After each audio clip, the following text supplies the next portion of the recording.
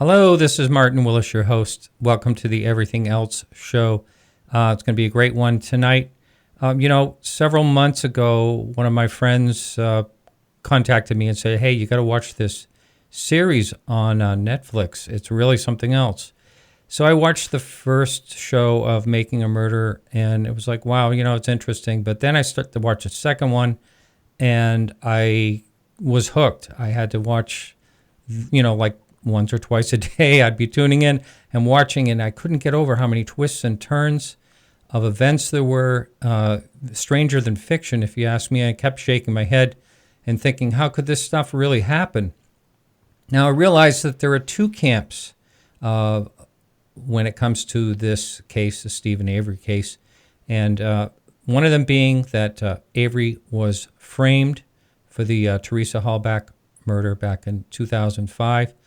And, I got to tell you, I was part of that camp as I was watching this series, toward the end. And Camp 2 is the He Done It camp, and which I have to say that I've actually moved over to.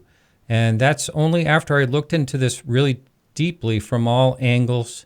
And we're going to talk about that tonight, some of the things that changed my mind.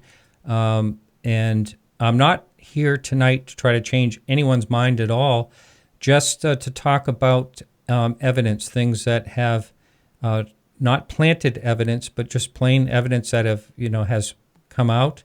And I've already been attacked by the Avery is innocent camp, and that's okay. We do have a chat room, and the chat room here live, if you'd like to join it and ask great questions, that's wonderful, but please keep it clean, play nice. Tonight's guest is Michael Griesbach, and Michael is a Manitowoc County prosecutor and has been the assistant district attorney since 1991. He stresses that tonight's interview, his books and his comments about Avery-related cases are his alone, that he does not speak for any prosecutor's office or the Wisconsin Innocence Project, where he was a former board member. Well, with that, I would like to introduce our guest tonight. Welcome, Michael.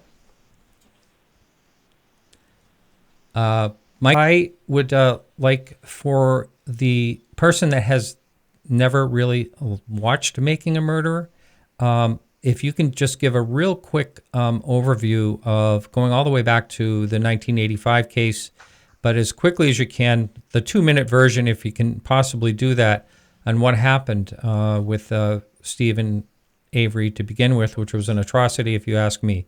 I'd like to... Okay, I think it's... Can you hear me now, Joseph? I can, Martin. Yes. Can you hear me? Okay. Okay, I'm so sorry about that. I think we're all on the same page now. You were asking about a quick overview of the events, yes, you did right? hear that. Okay.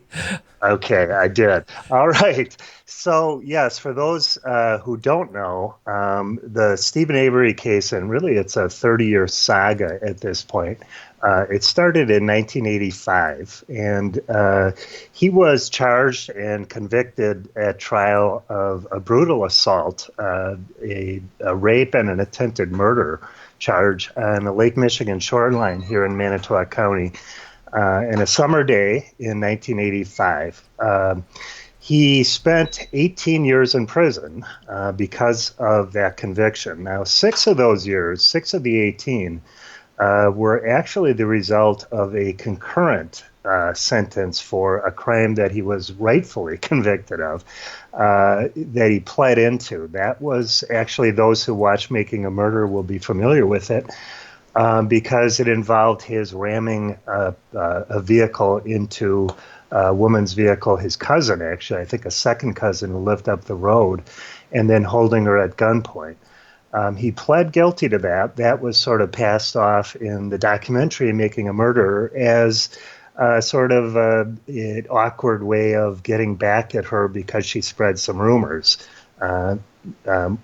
Notwithstanding that he had been basically stalking the woman for months, including running out before her vehicle as it passed by or right after, wearing nothing. He was looking at her with binoculars over the time, prior to this and many occasions.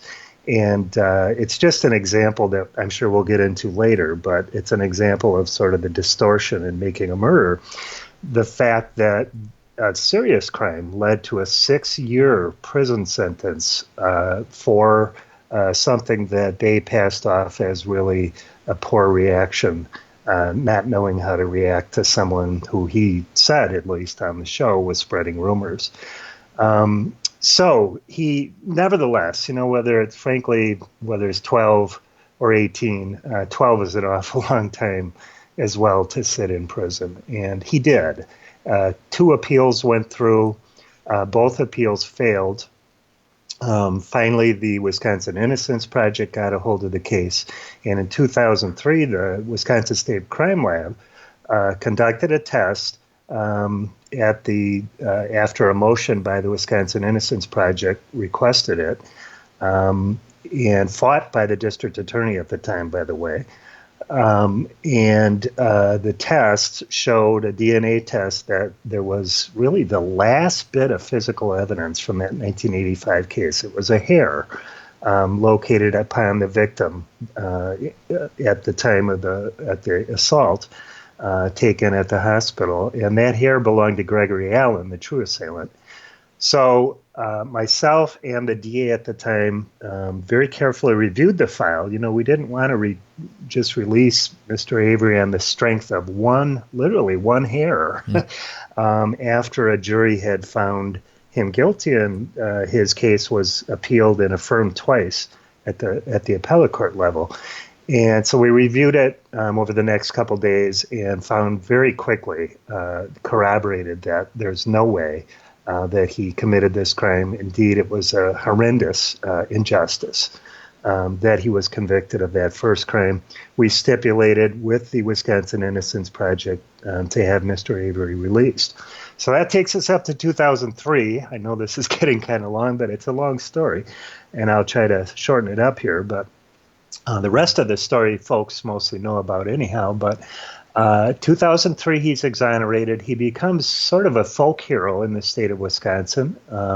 They had even named a crime reform bill after Mr. Avery, the Avery Bill, that was due to be signed on the very day that Teresa Halbach, a freelance photographer in Wisconsin, went missing, on October 31st, Halloween of 2005. And within 4 or 5 days, actually, of her disappearance, her vehicle, a RAV4, was found on the Avery salvage yard, where Steven and his parents and a few of his brothers both lived and worked. And the victim, Teresa Halbach's vehicle, was found there, partially concealed. Part of a hood of a different vehicle was over it, as well as some boards and tree limbs and that sort of thing. And as the investigation went on, and of course this is the dispute, but it appears, well, I don't think there's any question that physical evidence, a great deal of physical evidence, was discovered that showed that Mr. Avery was the assailant. And after a very contentious trial, a 6-week long trial, he was convicted of most charges. The mutilation of the corpse charge was dismissed or found. He was acquitted of that by the jury.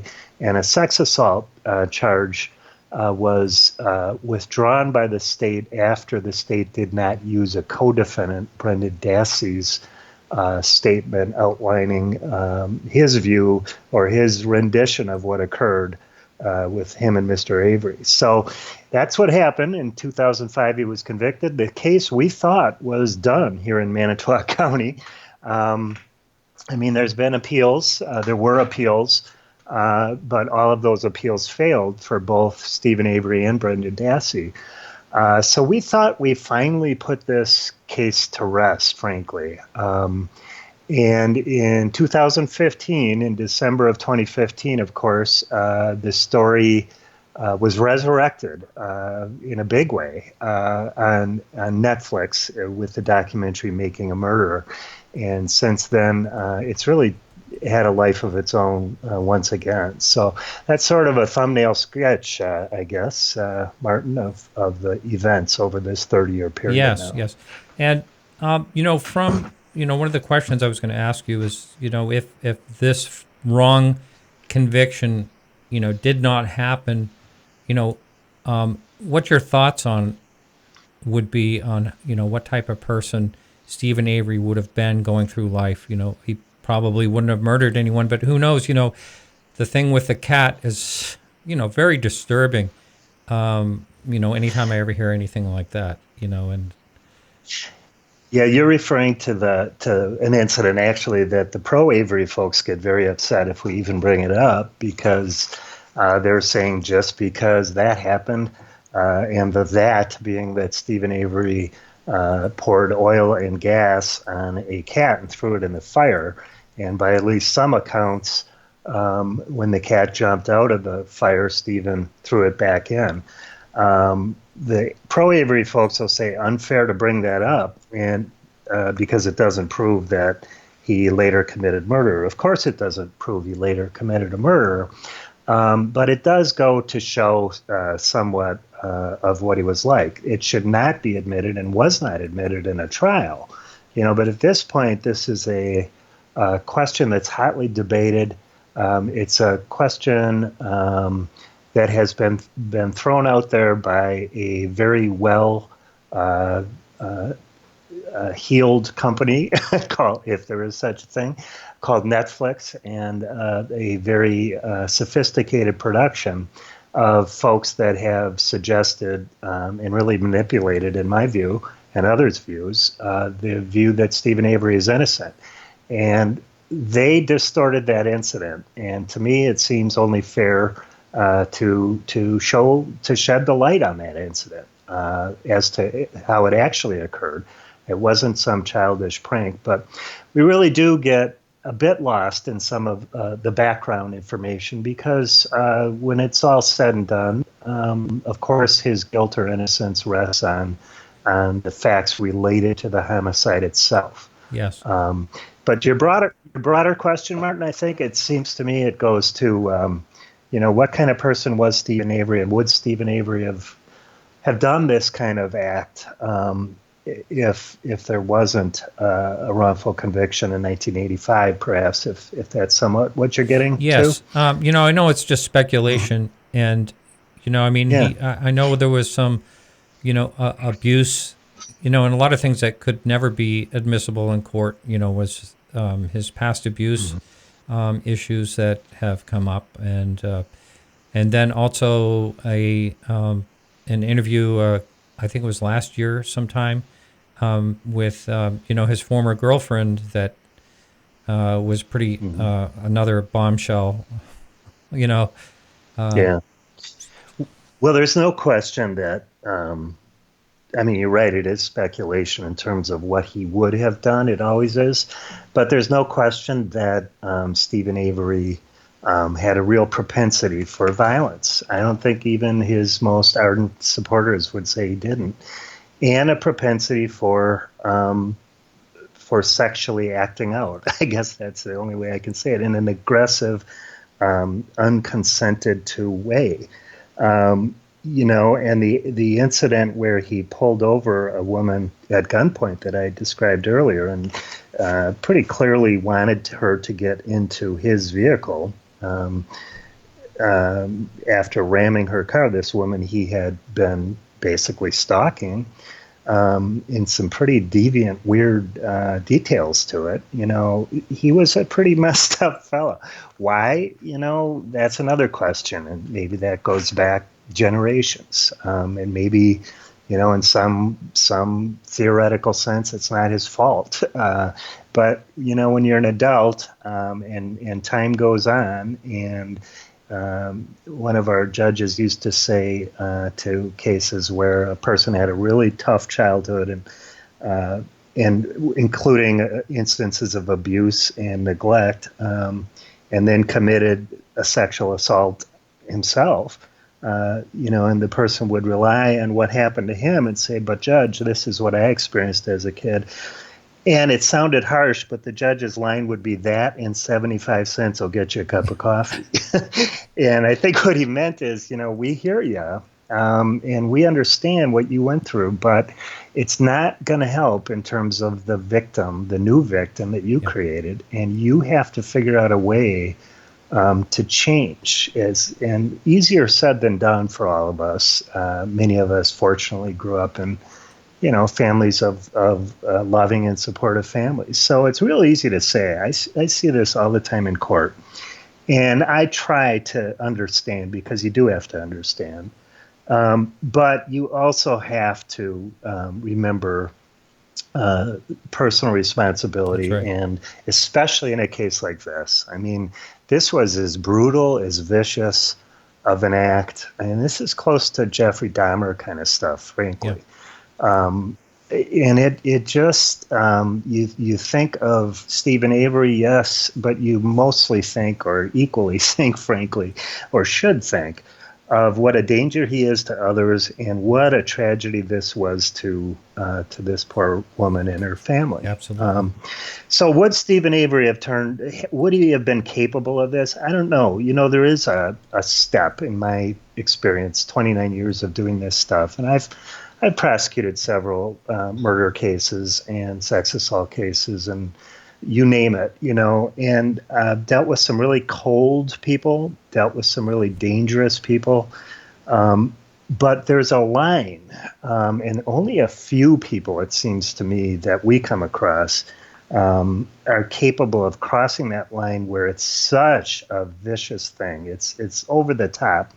And this crime that I believe Steven Avery committed was over the top. Now, whether he would have been over the top's not a very good description of it, but it just is something that few people, it's so monstrous that very few people are capable of inflicting that kind of evil and pain on another person. There's a lot of messed up people that do horrible things to others, to victims. And I don't know, whether Steven Avery, his prior crimes didn't, as bad as they were, they certainly didn't reach this level. And, is that because he did 18 years in prison, 12 of which he shouldn't have done? Ultimately only he and Brendan Dassey were responsible, but it's still a valid question to ask and to ponder, I think. I've pondered it myself, and a lot of folks don't like it when I ponder it. Yeah. So well, I could see where the wrongful conviction, I mean, the resentment that, is such a poison and can be to the brain. Do they still call that bill that was signed the Avery bill, or did they change the name of that? No, they changed it to a very vanilla-sounding name. I think the Criminal Justice Reform Act or something like that. Steven Avery spoke, and I referenced this in the first book that the American Bar Association published that I did long before Making a Murderer, by the way, called The Innocent Killer. He spoke with a journalist from the Milwaukee Journal-Sentinel. I think it was Bill Jans. About a year after he was exonerated, and which would be about a year before he murdered Teresa Halbach. And Avery was sort of reminiscing about the days in prison that he spent, almost as if he missed it. He was speaking about how it used to be when he'd sit out in the prison yard and watch the jets fly by, the jet stream, and that he just couldn't take it anymore. Some days it just gets to his head and he'd have to take a drive, he said. Too much going on inside of his head, I think was the word he used. So, you wonder, and remember, he moved into an ice shanty right. Yeah. Shortly after, and that confined setting. You just wonder if that hadn't kind of become his home, and the deterrence that the idea of spending the rest of your life in prison would have for some folks, and hopefully most people. It may not have been there with Steven Avery, because he kind of knew he was destined to go back there, I think. And this speaks also to the issue of some people say, well, why would someone, on the cusp of making millions, it wouldn't have been 36 million, but it very well might have been, 5, 6, right. 7 million. Why would someone like that throw it all away by murdering someone? Well, a couple reasons. Stephen Avery maybe was going home, and equally important, I think, and maybe even more to the point, is Stephen Avery couldn't help himself. Even in that 2-year span prior to the murder of Teresa Halbach, he had involved himself in some very serious criminal activity, including a sex assault that was pending in Brown Really? County. Wow. Yeah, yeah. And also the Jody Stokowski incident. That was a referred charge, police reports, where Ms. Stokowski described to the police how Stephen strangled her. I believe she said she passed out. He dragged her out of the house, threatened to kill her. I mean, this was a violent, messed up fella after he got out of prison. And so it should really not have been, the argument that why would someone throw that away when he had everything going for him? Well, Stephen Avery never had everything going for him in his life, and the prospect of making all that money didn't change that. A lot of times there's a fear that's involved with a success or a windfall, and it's a gripping fear, and you hear a lot of times about people that have sabotaged themselves on the cusp of success because of fear-related issues, and only he really knows that, but that. Yeah. It's an interesting psychology because sure, you do hear stories like that. They just can't stand the idea of actually being successful, and then you think of all the people who throw away success too. Of course, Right. That's right. So your involvement, I know you mentioned earlier the 1985, the Innocence Project. You were involved in that, which is great because that was such a horrific thing that happened, and I want to talk a little bit about how that was handled and so poorly and everything. Did you have any involvement at all in the second case? The only involvement I had was that I was on call as one of the prosecutors. I think I was on call. I was either on call or the DA, who was my campaign manager when I had run for DA. It's a long story, not too relevant, but I had actually won an election, not taken office, and then my friend and campaign manager was appointed by the governor to take the term that I won, Mark Rohr, and I stayed on as his assistant DA. Mark really didn't have much in the way, no prosecutor experience. And in the early days, which is when the Avery case happened, he just needed a lot of help, I guess is the best way to put it. So I went out to the salvage yard, and I think Mark had called me. He heard from the police, and when Teresa Halbach's vehicle was found. And I tell you, that's a day I'll never forget. At that point, Teresa was listed as a missing person. It was not, a homicide investigation at that point. There was certainly concern that there was, she had been missing by that point for 4 or 5 days, I believe. And obviously there was a huge concern, but it was not a technical criminal investigation at that point. It was a missing person investigation. But once they found the vehicle, they needed assistance from the prosecutors in the county where the property was that needed to be looked at. And we assisted with search warrants and that sort of thing. That night, what had been kind of a crisp fall, beautiful, clear day, that night turned into this driving cold, windy rain. There was a mobile crime lab unit from the crime lab, the Wisconsin crime lab there, and they had these. I guess I'll never forget that image in my mind. They had this plastic kind of covering to keep this heavy, driving cold rain away, and it was flapping in the wind, and there were police dogs barking and cops coming in and out of the unit. I can just hear, by the way, as I'm saying this, all the Reddit folks, the pro Avery folks, dreaming up more conspiracy theories as I'm describing this. But we got out. We, as you know, or as you might not know, I don't know, but we removed ourselves, the district attorney's office, from the case. We felt we had a conflict of interest. And made that call due to the fact that the county was being sued in the wrongful conviction lawsuit, and the prior DA, nothing to do with us, but the prior DA was named personally in the lawsuit as well. So I think people recognize that it was a good call for us to get out, and we got completely out once it was clear that this was a homicide investigation.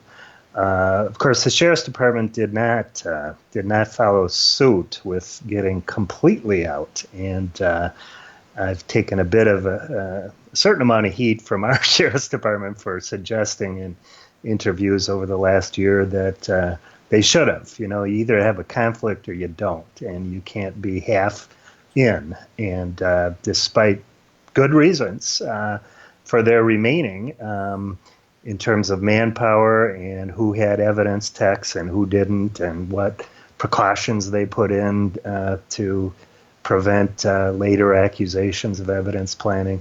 None of that works. You either have a conflict or you don't. You don't take half measures, and they should have completely withdrawn from the scene. Right. Yes. The key is one of the tricky things. We have a couple of questions in the chat room, and one of them I think is a really good one, and that is, why was there not even a single trace of Teresa's DNA in Steven's trailer? That's probably the number one question that bothers people, and I think reasonably so. That bothers people who are looking at this objectively. Everything bothers people who have decided that the police planted evidence ahead of time, and then they just see the rest of the evidence and the facts and inferences are colored by that thinking. But, people who are they don't have an iron in the fire, they are bothered by that, and it's reasonable. There's a few things I would say to that. For one thing, Brendan Dassey, and we'll get to that, I'm sure, but Brendan's statement about where exactly the events occurred and which events occurred where, meaning the bedroom, Avery's bedroom in the trailer versus the garage, what order of events, the sequence of events, even who did what and exactly what happened. There was, some variance, a fair amount of variance there. And I don't think anyone can say with any level of certitude exactly where Teresa Halbach was murdered, whether she finally was murdered, the most violent act, whether it was in the bedroom or the garage. There are different ways, frankly, that what he said, even in the bedroom, could have occurred, and for there not to be any physical evidence left behind. People have this sense that blood spatter would be all over the walls and such if he took a knife, like he said, and cut her throat. I believe there was testimony in trial that it wasn't the kind of cut that was a deep cut. It's just a fact. There are different types of injuries by knives. Was she strangled ahead of time, like a recent jailhouse informant that frankly sounded pretty credible to me, said to a newspaper reporter a couple months ago? If she was strangled ahead of time by Steven Avery, and then, as sick as this sounds, they had sex with a corpse for 45 minutes, when Brendan would have cut her throat, there wouldn't be much blood pressure, and there wouldn't be much blood in the house. There's also evidence. Brendan's statement at one point was that the bedding was taken out by Steven and thrown into the fire, wrapped up, blankets and sheets or whatever. They also had 5 days to clean, and there was bleach found in the house. It was very clean, police said. It's incontrovertible that there was bleach on Brenda Dassey's jeans, that both he and I believe Steven admitted that together they wiped down a red stain or a dark brown or reddish stain in the garage that very night, the night after Teresa was killed, in the place, in the position, the part of the garage where Brendan said Steven shot her. I mean, just think about that for a second, Mark. You know, that's evidence right there of trying to get rid of evidence of a murder, of a crime. There's no question that was blood. The luminol testing tested positive in that area, just where he said he cleaned up, wiped down the stain with bleach. It didn't test for blood because it can test for blood or bleach, but it matched where he said they wiped this stain, and I don't think anybody doubts that it was blood. What is Steven Avery and Brendan Dassey doing together that night, not just at the fire where the bones were discovered, a raging fire in this big burn pit? This isn't just a small, pit. It's probably a 10-foot by 10-foot area. And what are they doing together cleaning the garage that night? Isn't that odd, with bleach in the exact spot where the bullets, or the area where the bullet was found? 2 bullets, one with Teresa's DNA on it, and with the testing done, the luminol testing confirming their statement that they were cleaning with bleach. So, the other part of this is, we've all watched too much CSI. I haven't. I don't watch crime shows, to tell you the truth. I'm too involved in it during the day. But so many people have, and there is this sense that physical evidence will be found everywhere a crime occurs. And it's just not the case, especially if 5 days have gone by. Right. Well, I want to continue a little bit more on this particular part of it, but I want to give this question that's up on the message board. Ken Peterson told the coroner to her face that she was not welcomed on the scene. Where does he get the authority to do this? Okay, I don't know that Ken Peterson told her that. I thought that was someone else. But, if I'm wrong, I'm wrong. There was by that point, the county, the DA, one of the offices in Manitowoc County, the district attorney's office, had already removed itself because there was a conflict of interest. The sheriff's department decided to stay, but thought they were staying in such a manner that they would avoid the conflict. I don't know who told the coroner that, but I do know that the message to the coroner was that this is a conflict case for Manitowoc County, and the Calumet County authorities, including and I believe it was the Milwaukee County medical examiner, came up, that other folks were going to be doing the case. And there had been some, I don't even remember all the details, but there had been some conflict before this with the coroner, the former coroner. And I don't want to get into rumors and details, but I can assure you that there's just one more thing that was thrown out there with little bearing, if any, to what happened that day. Yes. And another comment came up. That pit is right next to the garage, yet there's no charring sign of any big fire close to the garage. Is there any truth to that? Are you aware of that? Well, the pitting is behind his trailer, and it's, close. I have a fire pit probably with against code, I'm sure, but it's probably 8 feet from my from my garage, and the fire pit of Steven Avery was nowhere near that close.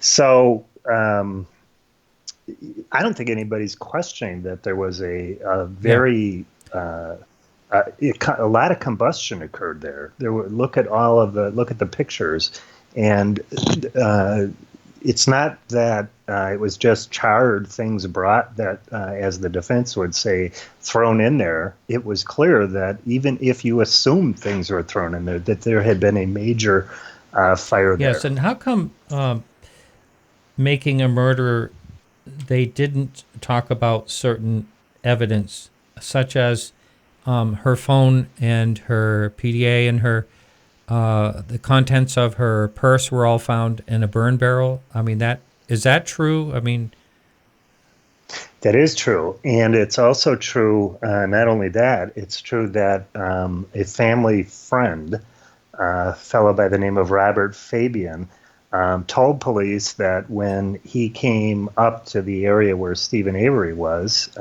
his trailer in the garage, that Steven was throwing a plastic bag with something in the fire barrel, and smelled. I believe he smelled plastic. So not only were those belongings of Teresa found in that barrel, but Steven was seen after the murder, but before the fire, throwing items into the barrel. Yeah, Making a Murder left that out, and an incredible amount of other information out, including the DNA, probably skin cell DNA under the hood latch of Teresa Halbach's vehicle. They left out the inconsistent statements of Steven Avery. He actually told his brother that the photographer never showed up that day. And he then changed that story after the police knew that she did show up there that day. He told them, well, oh yeah, she showed up, that's right. But I never had contact with her. I just saw her out the window. And after a while, that changed to Steven Avery saying, well, I guess I did talk to her. I had to pay her or whatever he did. And then I saw her leave. So 3 very separate stories. That was never brought into Making a Murderer. The hood latch DNA was never brought in. So much was manipulated. And, it gets to the point, Martin, where there actually were portions of testimony of witnesses edited out and spliced into answers of those witnesses to different questions, specifically with regard to Andy Colburn. Officer Colburn, they tried to suggest that he saw the vehicle 2 days before it was located at the Avery salvage yard, and must have just seen it out there, and therefore police must have planted the car within the intervening 2 days.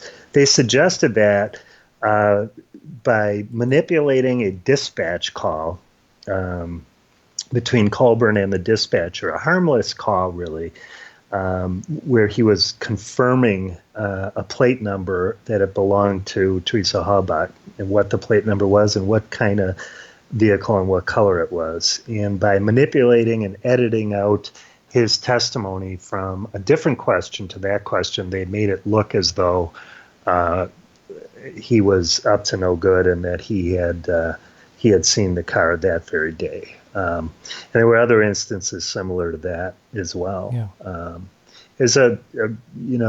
It really was, I guess this is becoming an overused phrase, but not only fake news, but I think alternative facts. Kellyanne Conway's alternative facts actually fit better, or good old propaganda, and really good propaganda, because I don't know if you watched it, but it was an engrossing show, and music and emotion and suspense, those kinds of things really draw people in.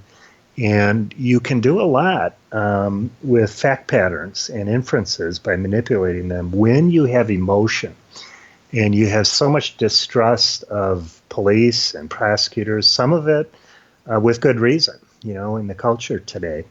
I mean, there have been 350 plus wrongful convictions, and about half of them,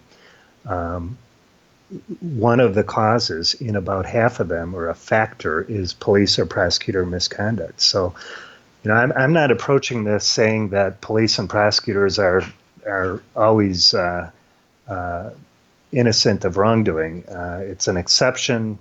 not a rule, but there's no question that police and prosecutors are capable of some really rotten stuff. Witness the first case in the Avery's 1985 wrongful conviction. But, they chose the wrong case. It made a great story for them to make it seem as though the police, that lightning struck twice and the police wrongly convicted him a second time, planted evidence. That's pretty, that's pretty sexy story for the Making a Murderer folks to throw out there, and that's what they did by a lot of manipulation. Well, I'll tell you, when I watched the series all the way through, I had a lot of discussions with other people that were, friends that were watching it, and a lot of us were in the camp that he was framed. I really thought that, especially with the key magically showing up. And I understand that, part of the bookcase, separated in the back, and that's possibly where it was hanging out. I don't really know. But, my first thought was, well, they probably planted the key. They probably knew they had him, and they just wanted stronger evidence. That was actually my thoughts when I first saw that. And, they just wanted to build a stronger case, but they knew they had him anyway. That type of thing. That was my thoughts. But as I really started to look into this more, it just, it's hard to have an opinion, and when half of the world has the other opinion, and I'm sure you're dealing with that now. Have you had any, just go off topic a little bit here. Have you had any personal threats?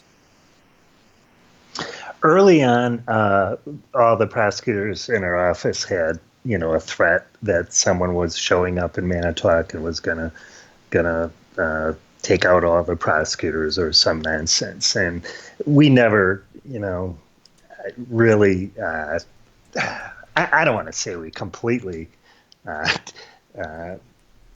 ignored it, but it really never struck me as very, very realistic. There was a bomb threat called into the sheriff's department, which is right next to the courthouse, and it was a fairly sophisticated type of threat. The route, the calling route, or whatever the terminology is, was such that it was really hard to trace who did it. There was an investigation of that, and there were, most of what I've dealt with though is just a lot of venom, and to me, it's more of an interest in how people's minds work, how there's the psychology of what happens when we make something so close to our belief, kind of make a belief of ours a part of our identity. I think any ideology taken to an extreme, where it becomes kind of part of our being, it keeps us, I think, and we're all susceptible to it, from seeing things rationally and objectively.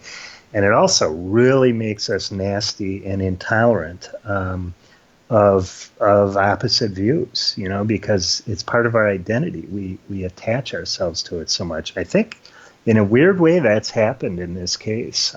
Some people on both sides, but I think mostly on the side where the emotion of making a murder hit, that Steven Avery was wrongly convicted again. And if you really believe that, and if you really think that the police set this guy up again, the anger is justified. But it's a good example of how we can fool ourselves, in my opinion.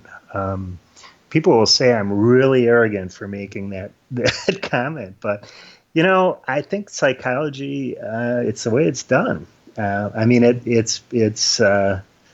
It's clearly part of our psychology. Look at the political discussions people have when their ideology kind of blinds them to anything. And I think there's some commonalities there. Now, Lancaster says in the chat room, page 3 of the MTSO report shows the RAV4 in their possession on November 3rd. Are you familiar with that? Is this just a typo, or is this? Yeah, I'm familiar with it. That's one of thousands of portions of different conspiracy theories. There's thousands of pages in the police reports, and there's entries that may relate to when the person was first deemed missing. I believe it's a data sheet, the top of a police report. The body of the police report itself is very clear on when things occurred. I've seen data sheets on police reports have dates that are incorrect.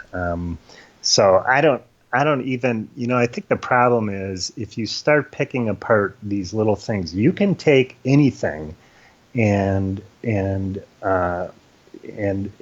invent a conspiracy. You can take 1,000 pages of police reports and a 6-week long trial and a search of this property, and you can find something wrong or find something suspicious. And you can probably do that, find 50 suspicious things. But to believe the conspiracy, you have to ignore all of the more realistic, the obvious things. And I don't. At some point, it's not even worth addressing a lot of the theories because they're so off the mark. They're so minor, and they're just senseless. And that's one of them. I mean, it's a date on a data sheet. So, we're to believe that all of this was a setup because of one date, one digit on one column of the front of an incident report. It just doesn't make any sense. Okay, I'd like to talk about Dassey a little bit now. And no, I understand. I totally get the fact that, he was just a kid. He had a little bit of a lower IQ, and someone like that can be manipulated. And clearly, in the way he was interrogated, you can see manipulation going on there. But he also said some things that, for instance, when he brought the envelope over to his uncle, knocked on the door, his uncle came and was all sweaty and everything like that. That, right off the bat, that sounds of some type of truth. He said of a couple of other things that were not, that he gave up freely. But I'm sure that the people that interrogated him, wish they had more patience and had done things differently. Do you think that the recent judgments that have befalled him, I guess recently, he is not going to be let out at this point. But do you think, how do you feel about all that situation? Well, a couple of things. There's a lot he said that rings true. A lot he said does not sound like it makes sense. So you have to sort of parse it out. We know that he denied several things, even early on when he spoke with police up in Crivets, where he and Avery were after the car was found or on that weekend. They both denied being together at a fire.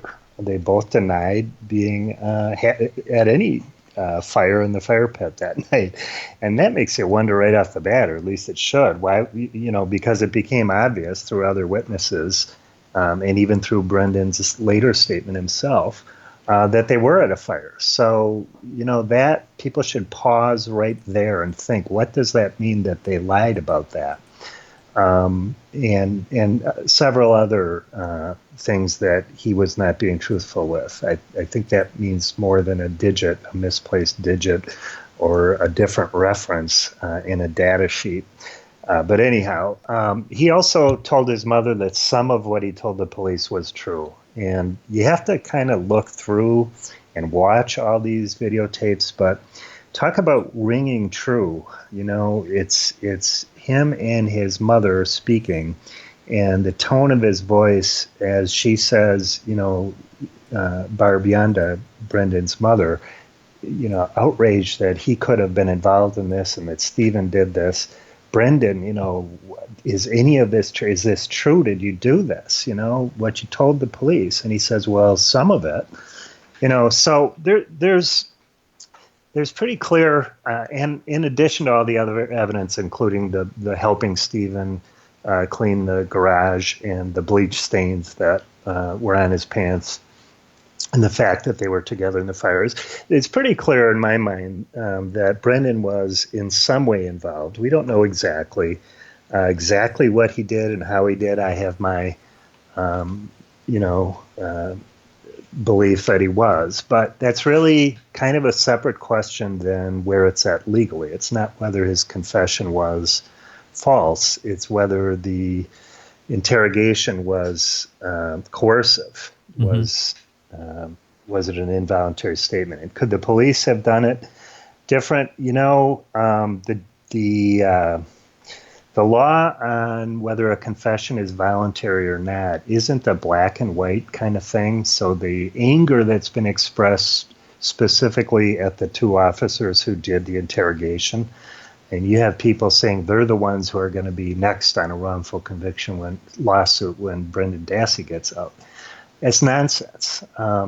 Two courts, a state court and then the Wisconsin Court of Appeals, said, as the law stood at that time and as it stands now, that what they did, maybe not, a pretty thing to watch, or maybe not the way we'd like to have things done. It wasn't against the law. It was considered to be fair tactics in questioning. Now, should they have done it different? I don't know that they would have gotten much further with Brendan Dassey. They look at it as, when you're questioning people, and that is one way to look at all those videotapes if you watch them, is a person who's first of all lying up north, clear-cut saying something that isn't true. So then you gradually, as the police believe,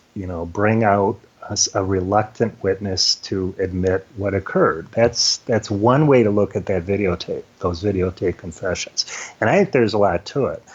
The other way to look at it is the police are just manipulating them so badly and inferring promises of leniency and making things up and acting like they're his pal, and taking advantage of him to the point where you can't even rely on what he said, and it's not the kind of questioning we should allow because of the Constitution. We have a society where we don't allow police to either, it used to be physically beat out of people confessions, and now it's to coerce psychologically confessions out of people. And with Brendan Dassey's makeup, I understand completely and can agree with much of it. There's a great deal of sympathy for him. When I give presentations, I gave one to the Wisconsin Court Reporters Association a couple of weeks ago, and the sympathy for Brendan Dassey is amazing, and including not just the sympathy for how what they believe was tricked into confessing. And there was one woman in the audience who actually went to grade school with him. And when he was in fifth grade, I believe, she was sort of his tutor, helped him learn how to read. And she spoke about him as someone who, I think she called him a sweet kid, a kid that everybody picked on, and not a bad kid. This is a kid without a prior record. But, where the law should develop, if it should develop on voluntariness, this case, we'll see what the Seventh Circuit Court of Appeals does. If they just sort of follow the letter of the law as it stands, meaning there was no explicit promise of leniency to him, therefore it was voluntary, therefore it's not suppressed, therefore he remains in prison, they could do that. The strict constructionist people, the conservative jurists, the people who don't think judges should be They would consider it judicial activism if the courts rule otherwise. Those folks would be very happy if the Court of Appeals just kind of looks at it in a very strict sense. Another way to do it is to, the law does develop somewhat. And is it always just the legislature? If a court looks at it and really thinks it through and says that ultimately, even though the magic words of an explicit promise, those words weren't uttered to Brendan Dassey, but it's the functional equivalent of it. And in fact, in some ways, I think it's worse than one quick explicit promise. When you watch those tapes, and we're on your side, Brendan, and we put my hand on your knee and say, I've got a son just like yours, and I don't think you have anything to worry about. And as long as you tell the truth, I think you could tell where I'm coming from a little bit in terms of confession law, but that's just my thing, my opinion. It's certainly not the opinion of the Attorney General who's got the case, and probably not the opinion of most prosecutors. But regardless of the Brendan Dassey case, it's very bothersome to me when police over manipulate a defendant on a confession. Now, if it's a seasoned criminal who's been in front of police, a dozen times and who knows how to talk their way around police, and that's one thing. But this is a kid with no prior record that basically spent most of the time sort of looking down and giving short answers and thought he could go home or go back to school after he confessed to a murder. So we shall see what the court does. That's what really counts. Yes. Yes. Now, how did his court case line up with Steven Avery's court case? His case was tried after Avery's case, and of course it was the same prosecutors. And there's been a lot of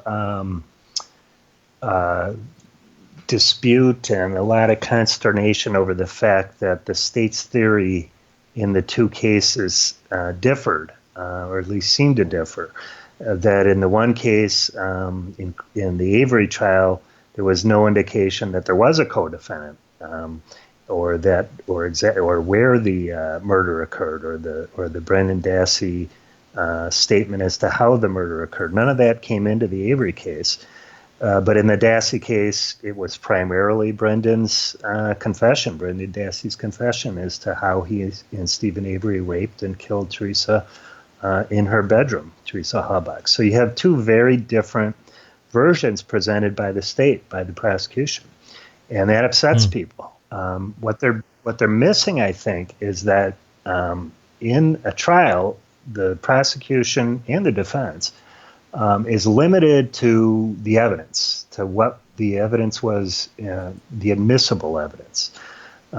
So in Steven Avery's case, Brendan Dassey's confession was not admissible. It would have been hearsay unless he took the stand, but he would not agree to a deal. The parties did not cut a deal, so the state could not use him to testify against Avery. So Kratz didn't have, or the other two prosecutors, did not have Brendan's confession. There could be no evidence admitted at that trial with regard to where the crime occurred, or that it even involved somebody else.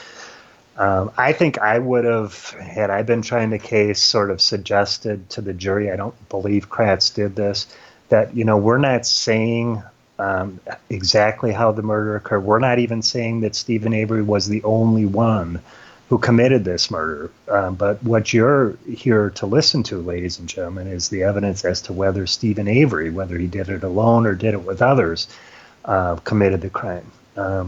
He may have said that, I don't know. But the point is, it's an odd thing, it's for the protection of the defendant that evidence is sometimes not admissible, even though it seems pretty clear. And you can end up, if you have co-defendants, with different versions presented to the jury. it would bother me as a prosecutor to some extent if I didn't try to at least hint around that there's some information, other information in every case that you're not aware of, and you need to look at only what we have in front of you, but you necessarily don't know the entire story, and that's okay. We don't have to tell them, and we can't tell them the entire story for the protection of the defendant, frankly, as to what's admissible and what's not. So again, that's a criticism, but it has been taken way out of proportion and somehow looked at by pro-Avery and pro-Dassey folks as a sign that the prosecution doesn't believe its own theory, or was that they're just making it all up. Not the case. There's a good legal reason for what occurred. I do feel bad for Brendan, only because I think that, I think it was totally manipulated by his uncle, basically, is how I'm thinking about the whole situation. And I do feel bad for the way he was interrogated. But if he actually did have a hand in this, then I don't feel so. I don't feel that he should get out on a constitutional right. But what are your thoughts on that? I mean, he could be released, right? Well, he could be, and he absolutely should get out on a constitutional right if his constitutional right was violated under the law, so that it should be suppressed. You have to, and it's difficult, but people in the law, and I think people have to be able to have a couple things going on in their minds at the same time sometimes. In terms of this, I think Brendan Dassey did have some involvement, and it may be close to what his involvement was. And if that's what he said his involvement was in the one confession that they used against him. And if that's the case, you can feel sorry for someone because, like you said, when your role models, your uncle Steven Avery, and we really haven't gone much into his character, but when that's who is your role model, and Brendan Dassey was a shy kid, and he hung around with his uncle a lot. He didn't have a lot of friends, and he looks up to him, and he's a confused kid. So you can feel bad for him and feel bad that he did, that he was manipulated, but you also, given what occurred, if it's true that he did what he said he did, and I think it probably is, in the way he said it was, something should have gone off, it seems to me, in his mind, when he's actually doing what he said he did, raping a woman who is tied up, screaming for help, and then taking a knife to her, and then helping his uncle burn her body. I mean, regardless of who you are, unless you're to the point where legally you're not responsible because of mental disease and defects such that you could not understand the wrongfulness of your conduct, or that you could not conform your conduct to the law. That's the insanity plea. Mm-hmm. Short of that, that's a partaking in a really serious crime. So while you can feel sorry for somebody, you also have to keep in mind free will, and that he didn't stop, and that Teresa Halbach's a real person, and frankly a wonderful person, and has a family. And we can't, in a justice system, have a situation where we feel bad and therefore one's not culpable. But at the same time, that goes to sentencing. Obviously, he was not as culpable as Steven Avery, and the penalty wasn't given as life without the possibility of parole, like it could have been. He's eligible for parole, I think, when he's 55 or something, and that assumes he doesn't get out. He might. And there's some people who think it could have been the judge could have set the parole eligibility date earlier because of what you just said, because he was manipulated by his uncle. Never would have done this. There's no question. But if, it's deemed by by 7 judges, or, well, 3 judges right now on a panel in Chicago.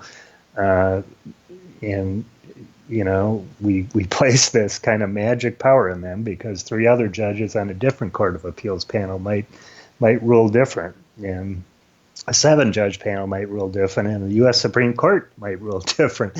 But if these 3 that are on the panel decide that they believe and they issue a decision saying that that his confession was not voluntary, we have to accept that. And if it was an obvious call of it not being voluntary, we absolutely must accept as citizens, the idea that even though someone commits a crime like this, they go free because there's a larger issue at stake. All of our rights, our constitutional rights, that go back hundreds of years. Right. Now, let's get back to the Steven Avery case and Teresa Halbach. What would you consider the strongest foothold or used most of all as far as the Steven Avery supporter, that think he's innocent? What is their strongest case that you're aware of? Well, I think the key. I think people focus on the key, and like you questioned earlier, the lack of blood. But the key, the lack of blood mostly goes to the Dassey case. But forget about Dassey's confession again for a minute, and you're left with what else people might point to and logically point to as this just looks too fishy, for lack of a better term. And, if it's just as you see it in Making a Murderer, and you are told that there were, 5 or 6 searches, and this was the 7th search, and you're shown this key with a camera zooming in, plainly visible on the floor, and you're told that it was 2 Manitowoc officers that found the key, despite the other jurisdiction having searched the bedroom several times earlier. And you're not shown the explanation that they gave for the finding of the key. And you're only shown the Calumet County officer in his testimony on Making a Murder when he suggests, anything's possible, but you're not shown the rest of his testimony, which really bolstered Lincoln Colburn's claim that he was there the whole time, and he definitely would have noticed, given the size of the room and the relative positioning of the 3 officers, had they planted the key. It is something you walk away with, though, if that's all you see as something that you think it's obviously planted. I can't tell you, no one can tell you with absolute certainty, other than Jim Colburn and Andy Link. Andy Colburn and Jim Link, the 2 officers who are accused of planting the key, that it wasn't planted. But not only do I believe it wasn't planted, and it's not just because I know them and know them to be incredibly honorable officers, but it's because of the details of what they were there to do and what Making a Murderer left out. I think there's a picture that I sent you, but that bookcase, Making a Murderer never showed the backing of that bookcase, and that it did come apart. The back, the sort of cheap paneling on the back of the bookcase, where there's a slit and where the key could easily have dropped from, and where the officers testified, that was what the state of it after they pulled it off the wall and shoved these things back. So there's an explanation that wasn't shown. And the other thing is the scope of their search of the bedroom at that point wasn't, it was very, very specific. They were sent back, that search warrant was specifically for items like pornography, and I think handcuffs or any items of bondage, suggesting bondage, And the idea was if there's hardcore porn in Avery's bedroom or somewhere in the residence, having to do with bondage, that might corroborate or suggest how a rape and murder might have occurred in. They wanted to find that stuff, and a court approved that, but limited it, and it was very specific to those types of items. So they weren't in there looking and searching for major items of, blood or keys or weapons. That had already been done. It was a very specific, detailed search. So other officers wouldn't have gone through all of the contents of Avery's bookcase. And they did find pornography in these pamphlets and binders in the bookcase. And they were shoving them back in. Colburn shoved it back in. Frankly, I think he was kind of disgusted by some of what he saw. And he believes that's when the key fell out from behind this paneling, which, by the way, is a perfect place for Avery to hide the key. So the last thing he had to do was crush the car. And you need the key to move the car. And tucking it in between this backing, this paneling and the bookcase in his bedroom would be a fine place, a logical place for him to hide the key. None of that was explained, though, in Making a Murder. And that's my problem with it. I can't prove with 100% certainty. You can't prove a negative. But you should at least, the public should get the other side of it, and not just an edited and manipulated version of what the creators of Making a Murder want the public to believe. Yes, I did put that image up. Anyone watching YouTube can see, the images as we go along here. Now, did he actually have a plan that you're aware of, any way to document that he had a plan to have that car crushed at the yard? Well, he didn't talk to the police. He denied involvement. So there's no version of what he did, of what his involvement. But I think it's a fair inference that that was the next step. The vehicle was found just up that drive from the car crusher. If you think about how this logically would have happened, you need to get rid of evidence. Assume Avery and Dassey did it like Dassey said. You need to get rid of, obviously, all the evidence before police are there. So you start with the body. You must dispose of the body, and lo and behold, there's a very large fire that night where the two of them are there, and bones found the next day, and then you get rid of bleach, or you get rid of blood stains in the garage. You hide the car because that's other evidence, obviously, that Teresa Halbach was there. Police would show up and there her vehicle would be. That's not what you want to have seen if you're the killer.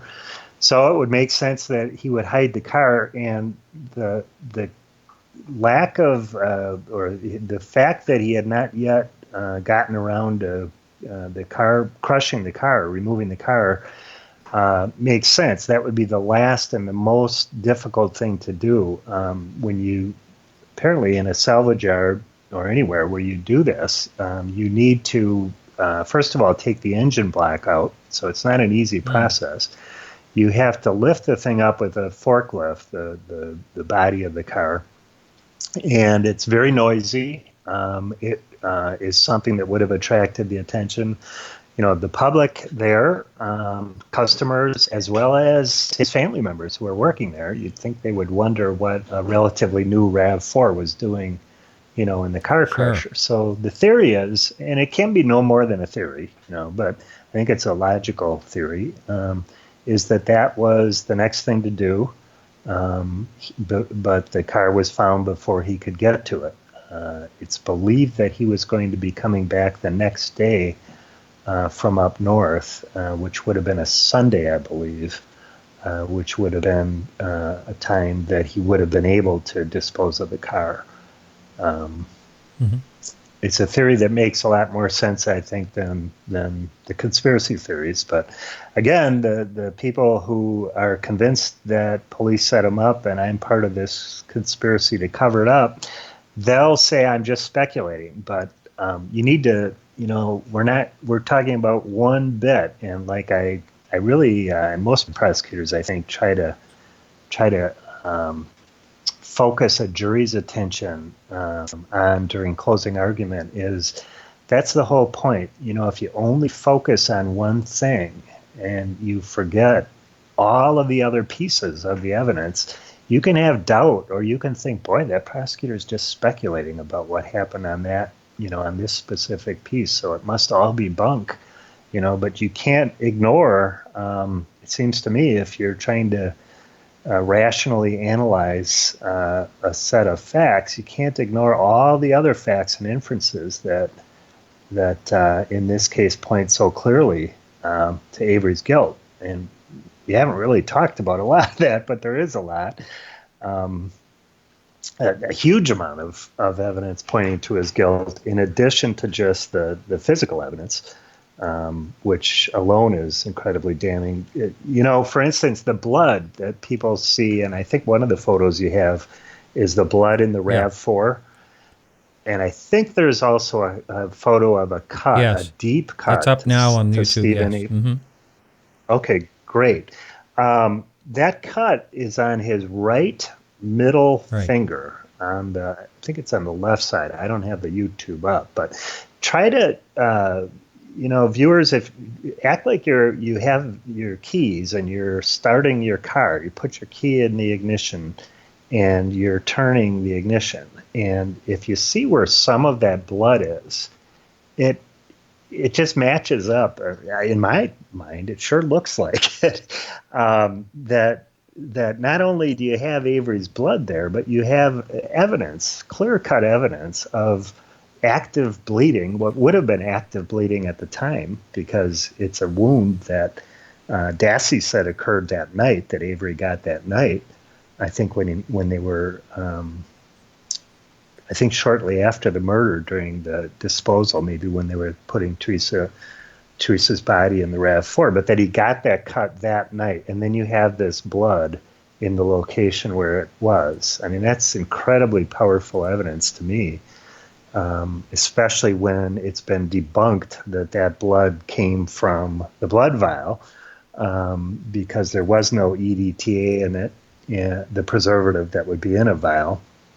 And I know the Avery supporters will say that test wasn't sufficient, but we've been waiting forever for a test from Kathleen Zellner to show that there was a EDTA in it, or that it came from somewhere else, or that the age was different. None of that has come through. The best evidence we have is that it came exactly from where we're looking, from Avery's cut. We can't assume, seems to me, that some test that is just alleged to is going to prove all this planting without any proof of it whatsoever so far. Yeah, I mean, if it wasn't for that preservative, the EDTA, whatever it is, this, it would have been a much tougher case, I would think. But I mean, that pretty much says it right there. If it's not in that, and going back to the two defense attorneys, we have Dean Strang and Jerome Buting, or however you pronounce. I forget how you pronounce his last name. Now, their stance on one of their defense tactics was the bones were moved. And I understand that the bones actually had some wires enmeshed from car tires in them as well. What can you say about their argument that the bones were moved, and what difference would that have made? Well, the issue is there were some bones found in a barrel as well, and maybe some human bones found in another location in a quarry, but it's not even clear that those are human bones. But there was more than the one location. the most of the bones were still found in the fire pit. But um, you know, the like you just said, there were steel belts from tires that were enmeshed with the bones. That would be really unusual for that to have been moved intact from another place to the burn pit. Tires are accelerants. Avery had told Dassey to put tires in to the fire to get to the heat necessary. I'm sure. I mean, they wanted the hottest fire they could get. Bones, if you just try to kind of think it through logically again, if you have done your best, found the best spot that you can, unfortunately, burn the body, the large fire pit, you need to see a picture. I think there's one on there. This isn't just a backyard fire pit. This is a huge place, which a circle that it would be capable, and indeed did, hold a very large fire, and over many hours would be capable of incinerating a body. The best place for him to do it was right there. Or the easiest place for him to do it was there that night. Presumably, he would think he had some time. Otherwise, so if you have a little time, you do it that night. But then, as you get more time, if you've done that to the body as a killer, you would think you'd want to move that evidence further away from your house, from a fire pit that's very close to your house. So it's logical, it seems to me, that some of that he would have moved into other areas and spread it into different locations, so it's less likely to be seen. But in any event, try to get it out of that primary burn site because that ties it too directly to him, to Avery himself. Right. Now, someone was speculating, how long does it take to burn a body? And I know crematories have very high heat, but a regular fire, and I understand that's the way it has been done for thousands of years. But still, it does take a long time, I would think, right? Oh, I'm sure it does. There's been on Reddit different links and different estimates of those issues. This was a fire that burned for a long time, and it was a very large fire. So, I don't have the exact degree Fahrenheit and the length of hours it would take, but I don't think there was any credible evidence at trial at all that a fire of that size or at least there would be, it was capable of, if there was a fire in that size of that pit, to disintegrate a body the way it was done. Right. I'm not sure if you can answer this or not, but in this particular case, was there any evidence that had been obtained that just simply was not admissible in court that you're aware of? Well, as far as suppressed evidence, the defense, one of the things they did is they filed a motion to suppress all the evidence, the physical evidence, saying that the volunteer search party was acting sort of as agents of the police, and that they did not have probable cause to search the salvage yard. And there is law that if, the police have to have probable cause before they search a premises for evidence of a crime. They have to get it through a warrant or one of the exceptions. And they didn't have a warrant, and there wasn't an exception that would have allowed the police to go on there at that time. So the defense theory was, or their claim or their argument was that the volunteer search party were basically agents of the police. And since they were agents of the police, the law would essentially, if they were acting as agents of the police, make that search unlawful since there wasn't a warrant. It was litigated, and I would think it would have been brought up on appeal as well. And it was clear to the courts that looked at it that the search party folks were not acting as agents of the police, so all the physical evidence got in. There's also some question about the search warrant that they should have renewed the search warrant, but there's kind of complicated law on that as well. A continuing search is allowed when it's such a huge premises like this. Lots of evidence was not admitted that the state wanted to get in to show Avery's some of his past conduct, including some really despicable conduct, but that the trial judge found, and I think rightfully so, found that should not be admissible at trial. It's called other acts evidence, but we want to have juries convict or not convict based upon evidence having to do with their specific act and not what a person did in years past, to show, because the danger is that the jury, of course, will just say, well, they did it then, or they did something like this then, so therefore they must have done this. And that's not how we want to have a system of justice. So the trial judge did not allow all of that evidence in that the state had asked for. One piece of information, by the way, is something that I don't think many people have heard of this, but the night before Teresa Halbach was murdered, I believe clearly by Steven Avery, he had asked his nephew's girlfriend, I think she was maybe 18 or so, and he's 45 by this point, asked her to come over to his house, basically for rough sex. So he asked her to come over and make the bed hit real hard or something. Those were his words. And, this is just the night before Teresa Halbach was murdered.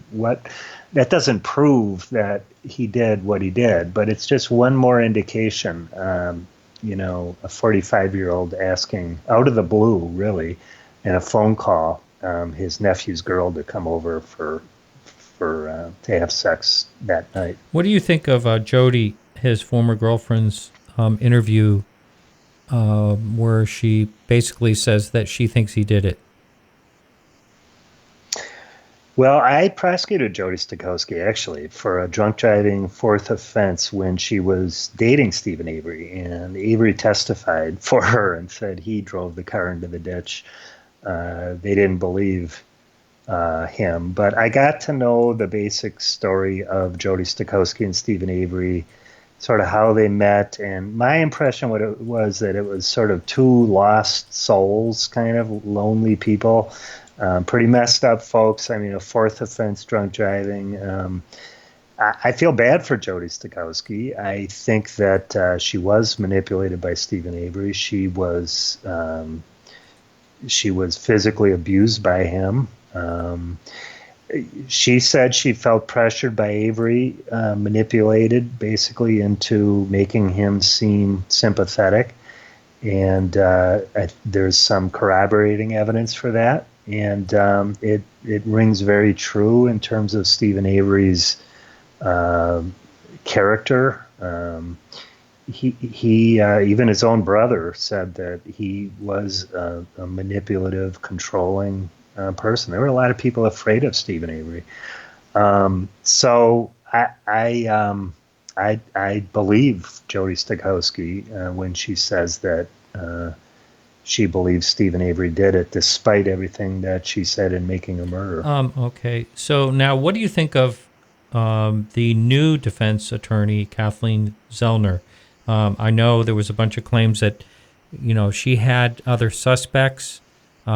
She was kind of alluding to the smoking gun with this evidence, the new science and all that. And that was late 2016. Not much is coming out of that I could find online. What do you know about any of that?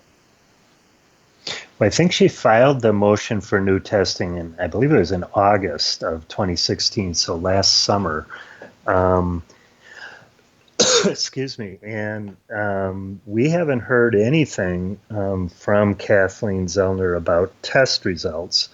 And it's been, what is that, about 8 months. The parties reached a stipulation as to which items should be tested. The state agreed to certain items, and I think that was in November or December. And she thought at that time they would be available, some of the testing or most of it, within 60 days. So we're long past that. Kathleen Zellner has done most of, or announced most of her feelings or her promises on this case on Twitter. And she's done more than suggested that that there are suspects. She's all but said she knows who killed Teresa Halbach, and that she knows how the evidence was planted, that the police planted evidence, and she knows how. And this testing is just to confirm what she already knows. I mean, I'm just saying what she has said. Honestly,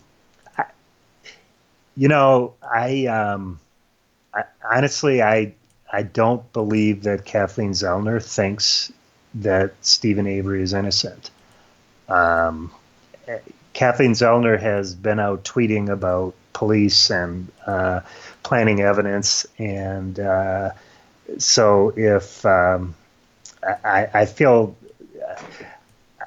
comfortable in saying this because of what she has said, and at some point, this is a person who's been convicted and appeals upheld twice, and for someone to be continuing in the manner she is tweeting, I think it's only fair game that people be allowed to comment on what they think she's really about here. And I think that unless she shows something else, this is pretty much about a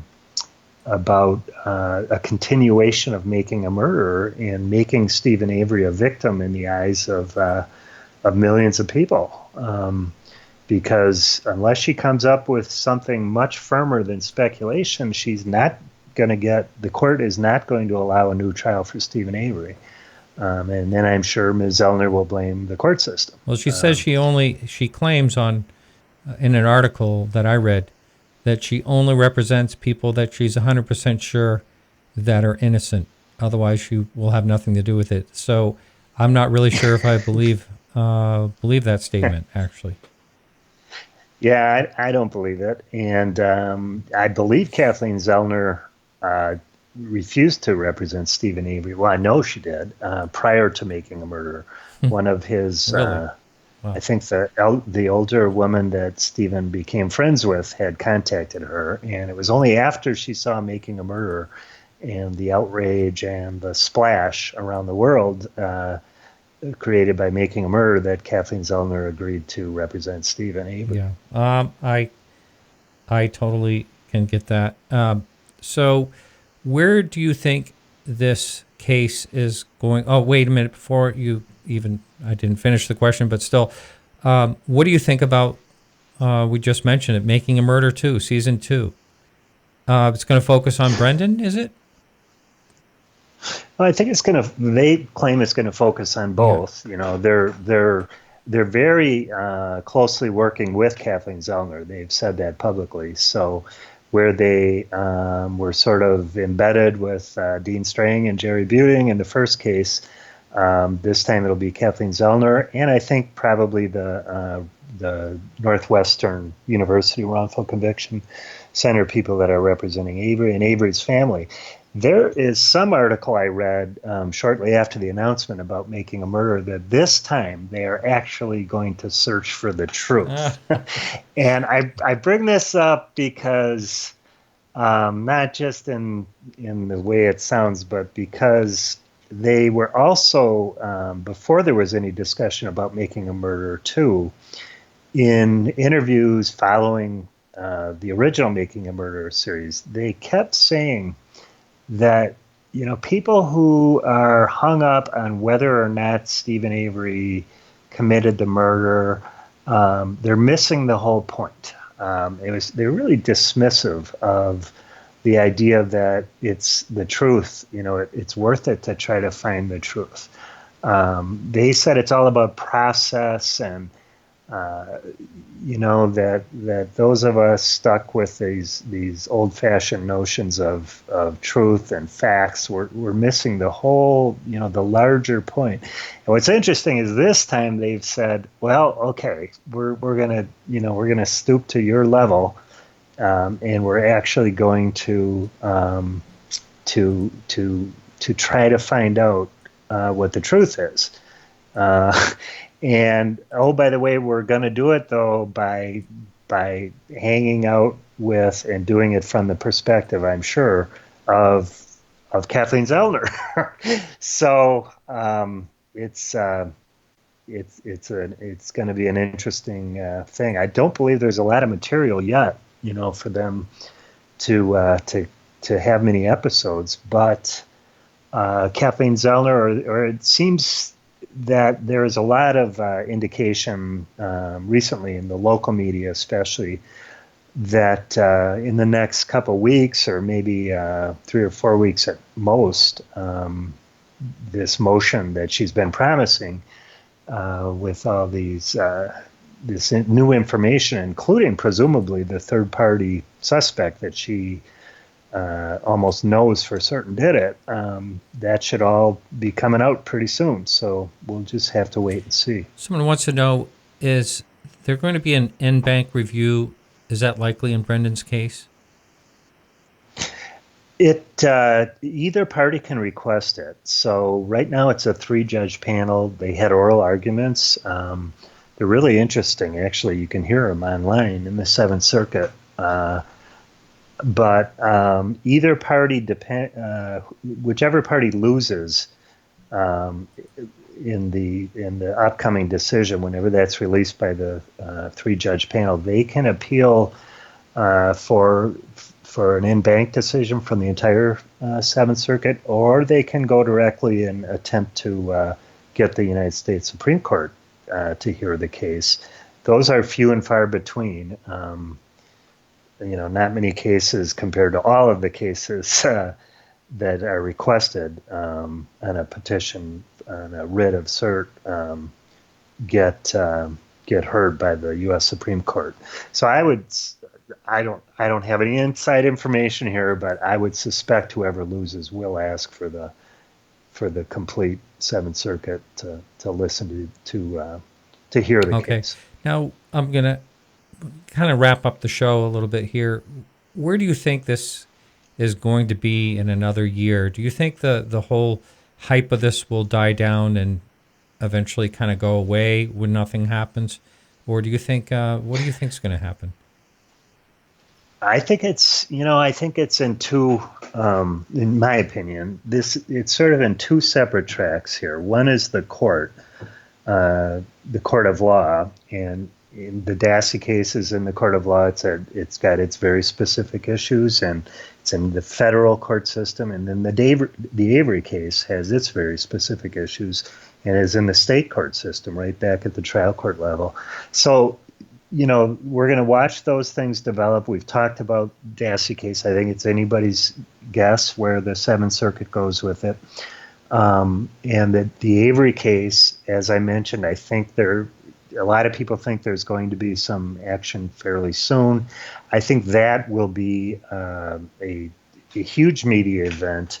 No matter what Kathleen Zellner puts in her motion, it's going to be very interesting. And the court can grant a hearing. There may be it's up to the court. They don't have to have a hearing, but if there's much to Ms. Zellner's motion, I would think there would be a hearing on her request for a new trial. And whoever assume for a minute that the trial court, the judge in the Avery case says, nope, no new trial, I'm going to deny your motion for a new trial, then I'm sure that will be appealed up to the Court of Appeals in Wisconsin first. And so we'll have to wait for a year or so for that. And then if they lose again, they'll try the state Supreme Court, I would think. And usually a state Supreme Court very rarely will hear, or not very rarely, but they don't hear that many cases from the Court of Appeals. So it'll have to go through that process, and then I'm sure it'll go to federal court on a writ of habeas corpus. So it could go on and on in the court of law. I think in the court of public opinion, which is where I believe Ms. Zellner and Making a Murderer is at, that's got a different, probably a shorter time span, I would think. I would imagine after this next series of motions and decisions, and then Making a Murderer too, I would think at that point it would die down. Yes. I have a friend that lives in Appleton out there, and he was following this case long before Making a Murderer came out. But he said, everything has, it's like totally, it seemed to him like things were totally different. I think he's listening to the show tonight. But, once Making a Murderer happened, like there was a whole different air to the situation. And you've been behind the scenes. Do you feel the same way? Oh, it's incredible. It just, what it has done to you can be traveling in a foreign country or in any state in the country, and where are you from? And you say Manitowoc, and more often than not, of course, people know of it from Making a Murderer. It's really been tough on the community. We go about our business. It's a busy court system, and it's a busy city, and people aren't damaged by Making a Murderer, but the city's reputation has, and it really is a shame because it's a wonderful place to live, and there have been people who won't move here now. The reputation of the city just from this documentary, and it has real effects on real people, especially, of course, the police officers and the victim's family, the Halbach family. That's the real tragedy, and the victim in the first case too, Penny Burnson. Yes. They put up a photo of her when her face was bloodied and pummeled, basically by Gregory Allen, the real assailant, when Avery was wrongly convicted. A photo that's never been out there, and her children had to see it for the first time. So it's hurt a lot of people. Is as well intended as it is, and they did bring, I think, the attention to some of the problems, the flaws of the criminal justice system, and I agree there are many, but despite that, they've just brought a lot of harm to a lot of people and have not served the truth. So if the truth matters at all, this has been a real disaster. Yeah, I'm sure. I mean, communities pull together. It's a farming community mostly, with a salvage yard right in the middle of it. And it's, I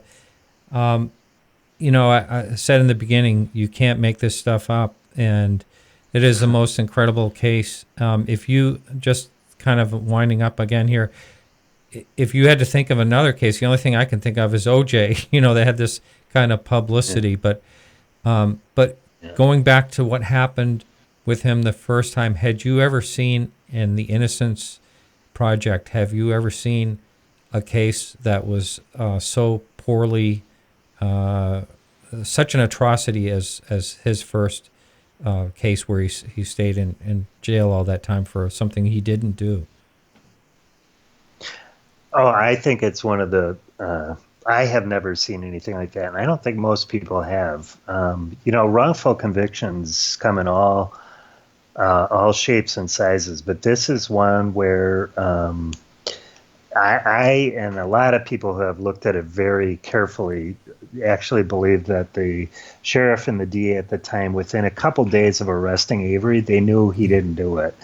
And worse, or equally bad, not worse, but they knew who really did it. And he was even more dangerous than Avery was at the time. And he went on to brutally rape a woman in Green Bay, entered her apartment, broke in and raped her, and is still doing time because of that. And it's one more irony of this whole thing is that was the details of that the real injustice here were left out of Making a Murder. There was this vague reference to this old case and the injustice, but the people now who weren't even here then, who had nothing to do with that, and it's a complicated thing to explain all that, but they're the ones taking the blame for what happened years ago, and that's the tragedy.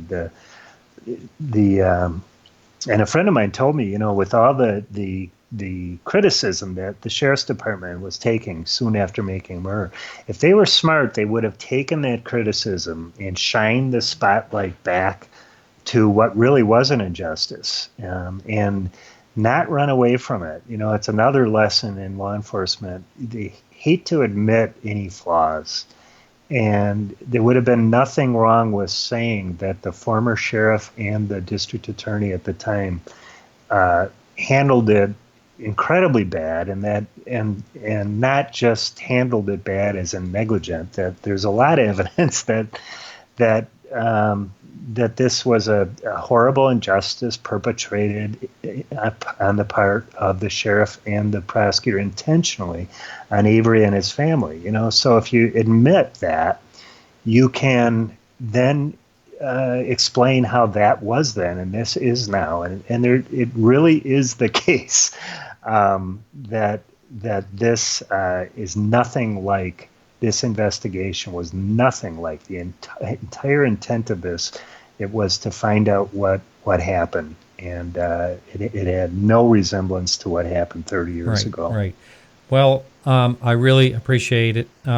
It's been a really good evening. I enjoyed talking to you, and I say we, most of us have only seen this through the eyes of our of Making a Murderer, and then people like myself may look into it a little more than that, but it's really good to talk to someone that saw it from the inside, saw it before it became a smash hit on Netflix.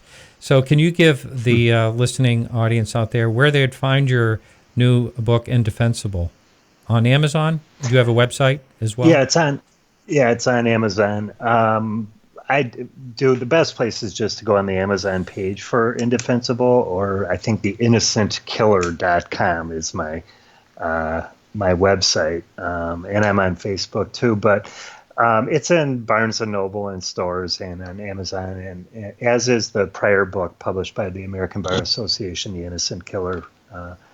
So that would be great if folks are interested. And I apologize for the technical mess up to begin with. Oh, that's here. all right. Yeah. The Skype thing is a bit new here for me. Oh, so. Very good. All right. Well, I want to thank everyone in our chat room as well for participating tonight. Thanks so much. Again, it was a real pleasure, and I'll talk to you soon, Michael. Okay. Thank you, Mark. All right, everyone. Again, I want to thank you for joining in the chat room. I know there was a lot of questions I didn't get to. I apologize for that. And we will be back next week with Randall Carlson about Earth Changes. It should be an interesting show. And I want to thank you all once again, for being here and participating. And we will talk to you next week.